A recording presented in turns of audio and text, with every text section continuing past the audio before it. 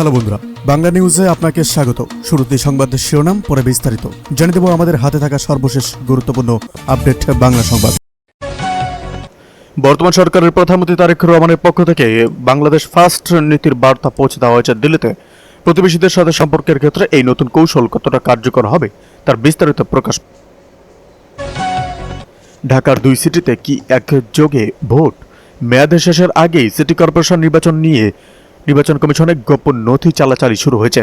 আজ বিকেলে সিইসির দেওয়া বক্তব্যে কোন ইঙ্গিত মিলল? স্বাস্থ্য খাতের সিন্ডিকেট ভাঙতে ডিবির সাঁড়াশি অভিযান। ঢাকার 3টি বড় সরকারি হাসপাতালে আজ অভিযান চালিয়ে কয়েকজন দালালের মাস্টারমাইন্ডকে গ্রেপ্তার করা হয়েছে। এর পেছনে কোনো প্রভাবশালী কর্মকর্তা জড়িত কিনা তা নিয়ে চাঞ্চল্যকর তথ্য মিলছে। নির্বাচন কমিশনের ওপর বাংলা পক্ষের গুরুতর অভিযোগ, নববর্ষের র্যালিতে বাধা দেয়ার নির্বাচন কমিশনকে কাঠগড়ায় দাঁড় করিয়েছে একটি সংগঠন। এর ফলে কমিশনের নিরপেক্ষতা নিয়ে কি আবারও বিতর্ক শুরু হতে যাচ্ছে?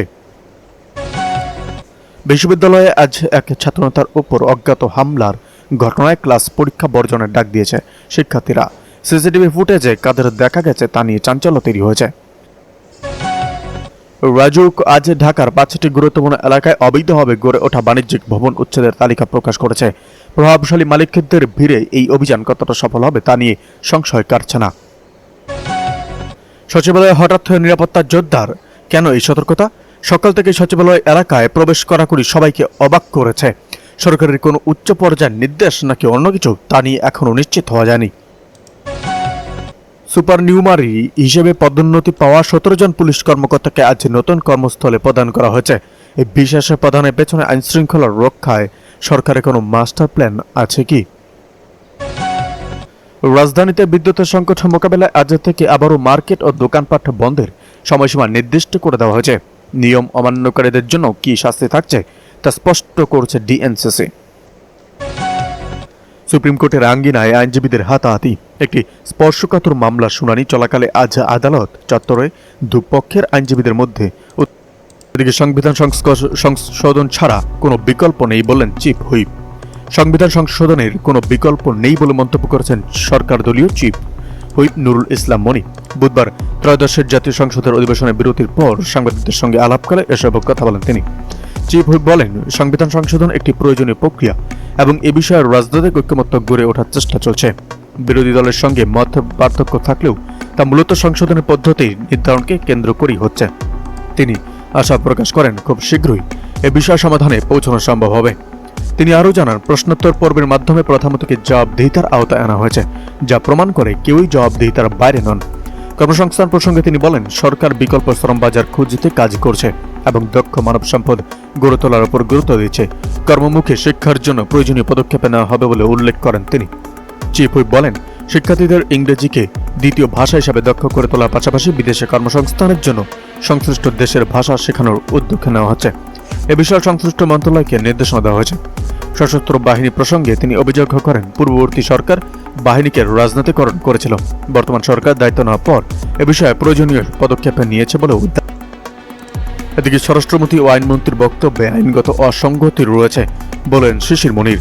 স্বরাষ্ট্রমন্ত্রী ও আইনমন্ত্রীর বক্তব্যে আইনগত অসঙ্গতি রয়েছে বলে দাবি করেছেন সুপ্রিম কোর্টের সিনিয়র আইনজীবী শিশির মনির। তিনি বলেন, গুম ও মানবাধিকার কমিশন সংক্রান্ত অধ্যাদেশ বাতিলের যে ব্যাখ্যা সরকার দিয়েছে তা আইনগতভাবে সঠিক নয়। আজ সোমবার রাজধানী মগবাজারে জামায়াতের কেন্দ্রীয় কার্যালয়ে আইনমন্ত্রী ও স্বরাষ্ট্রমন্ত্রী এবং চিফ হুইপের বক্তব্যের প্রেক্ষিতে জরুরি সংবাদ সম্মেলনে তিনি এসব কথা বলেন। সংবাদ সম্মেলনে আরও বক্তব্য রাখেন বাংলাদেশের জাতীয় সংসদের সদস্য ও সুপ্রিম কোর্টের আইনজীবী ব্যারিস্টার নাজিবুর রহমান মোমেন। তিনি ব্যাখ্যা করেন, আন্তর্জাতিক অপরাধ ট্রাইব্যুনাল আইনে গুম, ক্রাইম অ্যাগেন্সট হিউম্যানিটি এবং আরও অনেক কিছু সিস্টেমেটিক হতে হয়, কিন্তু কোনো ব্যক্তিকে আলাদাভাবে গুম করার ঘটনা এই আইনের আওতায় পড়ে না। ফলে গুম অধ্যাদেশ ও আন্তর্জাতিক অপরাধ ট্রাইব্যুনাল আইনের সংজ্ঞা এক নয়, এই কথাও স্পষ্ট।